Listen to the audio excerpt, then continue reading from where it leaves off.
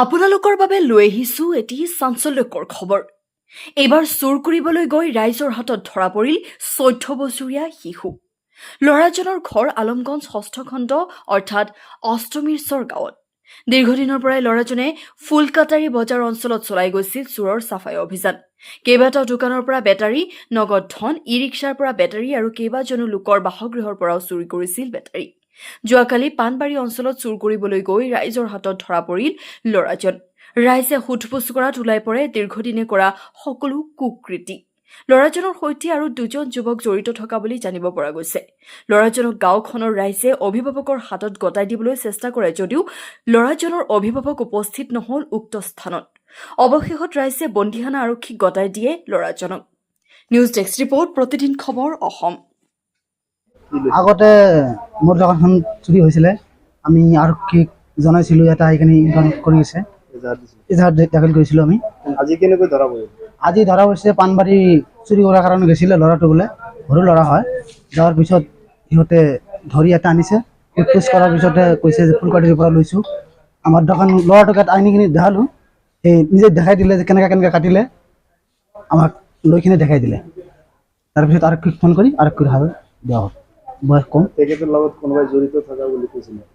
জড়িত থকা বোলে সেইটো শহীদুৰ আৰু মহিবুল হয়, এনেকুৱা দুটা নাম কৈছিল। ল'ৰা আলমগঞ্জত জড়িত থকা, আলমগঞ্জৰ দোকানদাৰ হয়, জড়িত থকা বোলে দোকানীজনৰ লগতখিনি লৈ গৈছে। ফুলকাটাৰী অঞ্চলৰ পৰা কিমান এনেকৈ চুৰি কৰিছে? আজিলৈ দোকানো চুৰি কৰিছে, মৰৰ কৰিছে, আৰু গাড়ীৰ বেটাৰী চেটাৰী আছিল সেইবিলাকো লৈ গৈছে। ঘৰৰ পৰা ওলাইছিল? ঘৰৰ পৰা লৈছে। এতিয়া কি ক'ব, যিহেতু মাইনৰ ল'ৰা ইফালে চুৰি কৰিলে, প্ৰশাসনে কি আহ্বান জনায়? পিছত আহ্বান জনাইছোঁ, এনেকুৱা সৰু ল'ৰাটো অকল নিব নোৱাৰা, ইয়াৰ লগত কোনোবা যদি জড়িত আছে পুলিচক আহ্বান জনাইছোঁ, তাক এৰেষ্ট কৰিব লাগে। এইটো কালি ৰাতি 12:30মান বজাত এইটো পাণবাৰীত মানে চোৰটো ধৰা পৰিলে। ধৰা পৰাৰ পিছত কোনোবা এজনে ফোন কৰিছিলে সিহঁতৰ মুৰব্বী মানুহজন এজেণ্ট হয়, সমবায় সমিতিৰ এজেণ্ট। তেওঁ গৈছিল, তেওঁ গৈ কিনে ল'ৰাটোক জিম্মা লৈ আহিছিল। তাৰপিছত আমাৰ গাঁৱৰ এজন ল'ৰা তাতে আছিল, সি ক'ৰবাৰ পৰা আহি আছে গাড়ী লৈ, টেম্পু লৈ, অটো টেম্পু। তেতিয়া ই আহি থকাতে মানে ইও লগ পালে ল'ৰাটোক।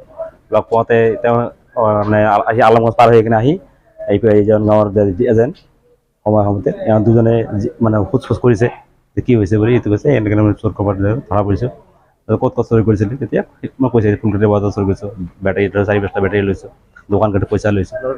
ল'ৰাটোৰ ঘৰ অষ্টমীশ্বৰ বুলি হয়, পাৰ্ট 6 বুলি কোৱা নাই, ডাইৰেক্ট অষ্টমীশ্বৰে গৈছে কি পাৰ্ট 6 হয়। এইটো কোন দোকানৰ পৰা চুৰি কৰিছে? দোকানতে এতিয়া আমাৰতো আজিজেল কম্পিউটাৰৰ ইনভাৰ্টাৰৰ বেটাৰী লৈ গৈছে, নুৰুদ্দিনৰ কাটি কিনে পইচা 8-10 হাজাৰ টকা লৈ গৈছে, আৰু টেম্পুবিলাকৰ বেটাৰী লৈ গৈছে।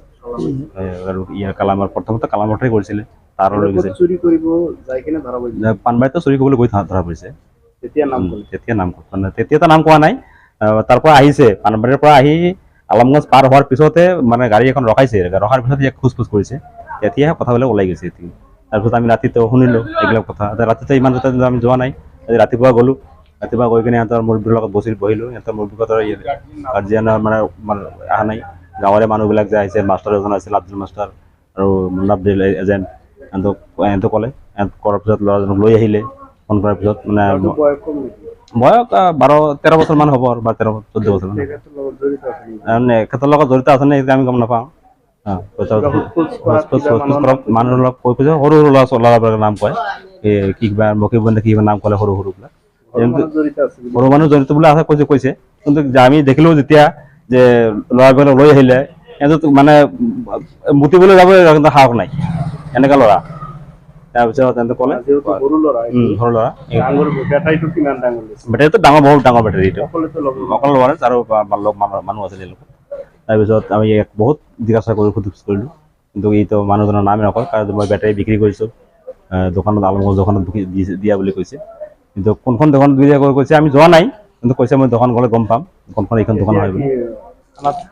এতিয়া থানাত মানে আমাৰ আউটপোষ্ট বন্দীখানা, ইয়াৰ লগত যোগাযোগ কৰি সিহঁতক মানে উঠাই দিলোঁ। ঘৰৰ মানুহ জড়িত আছে বুলি আমি ডাউট হয়, কিন্তু আমিতো ফাইনেল ক'ব নোৱাৰোঁ কথাটো।